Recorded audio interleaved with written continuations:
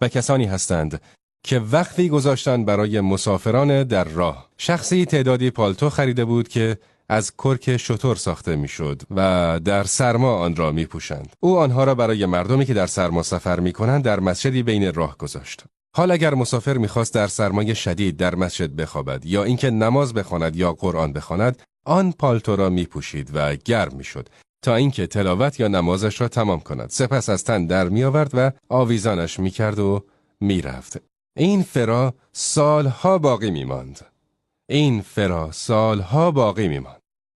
یعنی الان تو ممکن است یک لباس برای سرما بخری و 5 تا 10 سال برایت کار بکند و شاید هم بیشتر، مثلا اگر جنسش خوب باشد و کسی باشد که مواظب آن باشد. لباست سالها برایت خواهد ماند که با هر بار داخل شدن مسلمانی که از سرما میلرزد و این لباس را می‌بیند که آویزان است و خودش را با آن گرم می‌کند، آن مرد چه ثوابی می‌گیرد؟ الله اکبر. اگر نبی اکرم علیه السلام می‌گفت 3 عمل نزد خداوند متعال محبوب ترین هستند. اول از همه این که برادر مسلمانت را خوشحال کنی، دومی که دینش را پرداخت کنی و سومی که به او غذا بدهی.